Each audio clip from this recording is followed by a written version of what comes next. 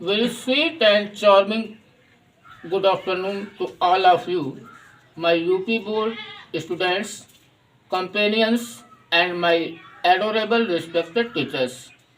S Srivastava लेकर के आ गया है एग्जाम फैक्ट क्रिएटर में फिर से एक नया टॉपिक। तो सभी विद्यार्थियों को आगाह किया जाता है कि वो exam fact creator YouTube channel को सब्सक्राइब करें और उत्तम से उत्तम मार्क्स अर्जित करें। 2021 और 22 की परीक्षाओं में जो जो क्वेश्चन पूछे जाएंगे विषयवार उन समस्त क्वेश्चनों का विश्लेषण मैं प्रदान करने जा रहा हूं। तो बिना विलंब करते हुए तुरंत हम आते हैं टॉपिक के ऊपर। आज का मेरा पहला टॉपिक है गद्य की व्याख्या और पद्य की व्याख्या आपको कैसे करनी है। तो पहले वीडियो में आप देखेंगे गद्य की व्याख्या करने की टेक्निक।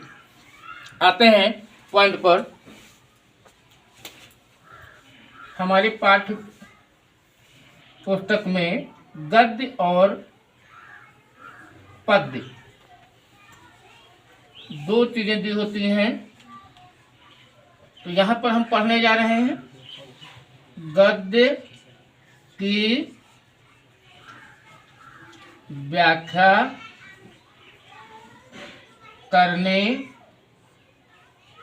की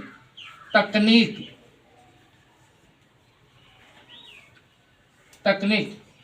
आपको ध्यान होना चाहिए कि किसी भी गद्य या पद्य की व्याख्या करने के लिए जो सिस्टम मैं बताने जा रहा हूँ वो ध्यान रखना है आपको। सबसे पहले एक तरफ पाठ का नाम, जो भी पाठ है पाठ का नाम और उनके लेखकों का नाम आप अपनी नोटबुक पे कॉपी पे लेखकों का नाम, जो भी हाई स्कूल के स्टूडेंट हैं इंटर के हैं उनसे अनुरोध है कि सभी पाठों के नाम और लेखकों का नाम याद कर लें। गद्य की व्याख्या करने की टेक्निक। सबसे पहले एग्जाम में आपको डालना है संकेत नामक हेडिंग। संकेत में दो शब्द प्रारंभ के, जो भी आया है आपका अवतरण, दो शब्द प्रारंभ के और फिर डॉट डॉट डॉट कर देना, दो शब्द अंत के, दो शब्द अंत के। इससे एग्जामिनर को मालूम हो जाता है कि बच्चे ने कौन सा खंड किया है। संकेत का मतलब है इंडिकेशन देना। आप ये बता रहे हैं कि कौन सा क्वेश्चन हम कर रहे हैं, तो का और खा में कौन सा कर रहे हैं। दूसरा आपकी हेडिंग हो जाएगी संदर्भ। तो संदर्भ आपको यही लिखना है एग्जाम में, प्रस्तुत गद्य प्रसून हिंदी गद्य वाटिका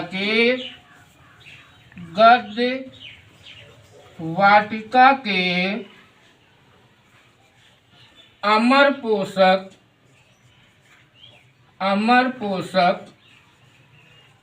साहित्य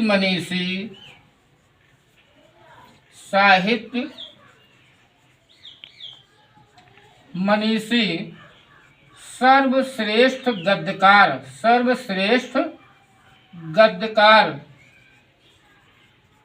अब गद्यकार का नाम लिखना है जो लेखक है। तो यहाँ इन्वर्टेड कॉमा हम लगा दे रहे हैं। मैंने बता दिया कि पाठ का नाम और उनके लेखकों का नाम आपको याद करना है। तो यहाँ द्वारा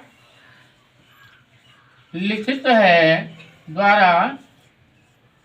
है जो हमारी पाठ्य पुस्तक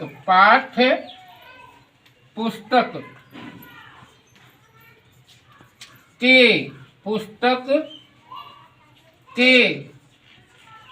जिस पाठ में हो इसके अंदर उस पाठ का नाम लिखना है। में संकलित है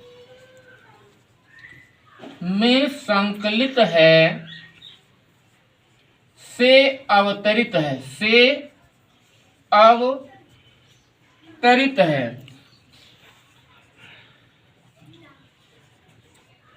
आपको मालूम हो गए, ये कॉमन है। इस तरह से संदर्भ अगर आप लिख के आते हैं तो अच्छे अंक अर्जित करने में कामयाब होंगे। बस यहाँ पर पाठ का नाम और लेखक का नाम ध्यान आपको रखना है। तो ये चीज कोई अलग से वीडियो में बनाऊंगा, जिसमें कक्षा 10 के समस्त पाठ और कक्षा 10-12 के समस्त पाठ का वीडियो में एक और दे दूंगा। अब आपको संदर्भ नाम की एक हेडिंग देना है, नहीं सॉरी, प्रसंग नाम की एक हेडिंग और देना है।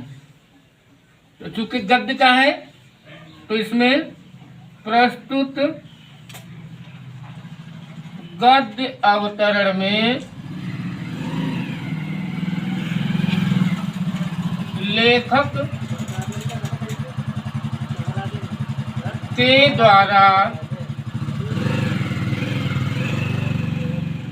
द्वारा वर्णनात्मक,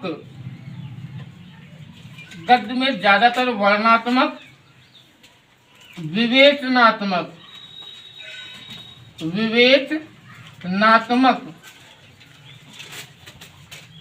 एवं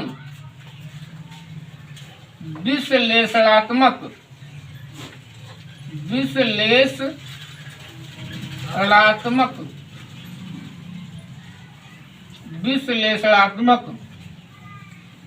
शैलियों के प्रयोग के माध्यम से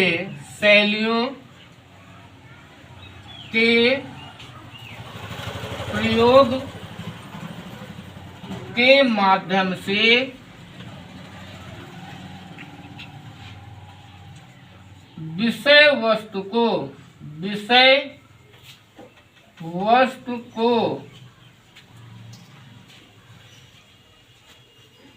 लेखनी के द्वारा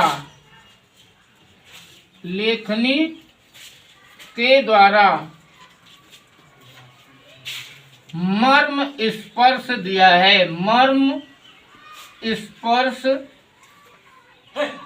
दिया है।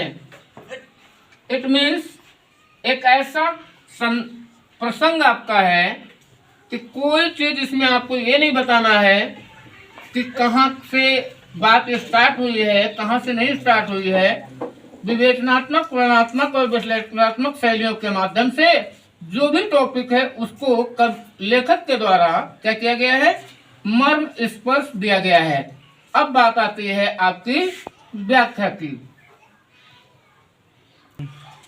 बात आती है बच्चा लोगों व्याख्या की।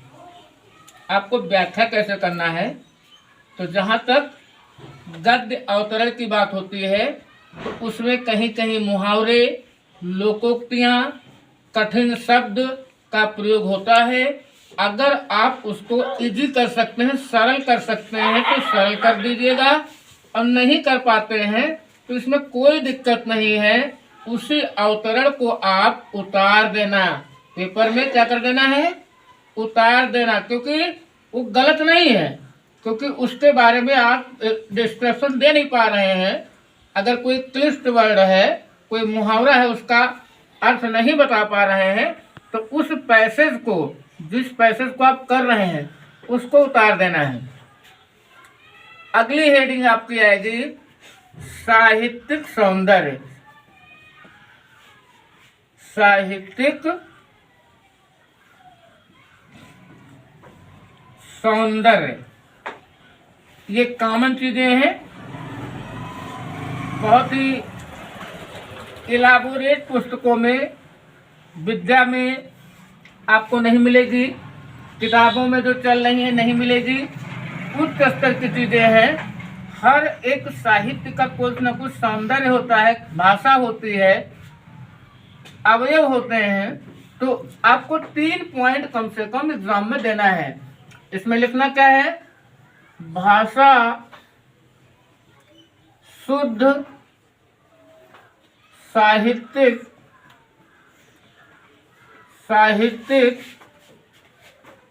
एवं परिमार्जित है, एवं परिमार्जित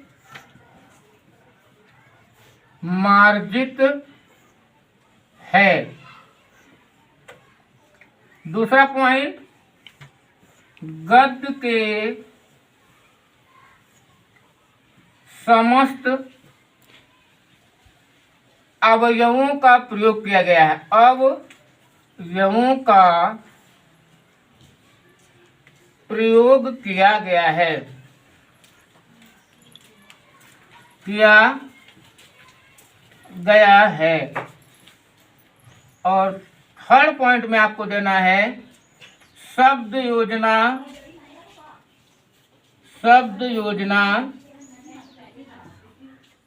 और वाक्य विन्यास पर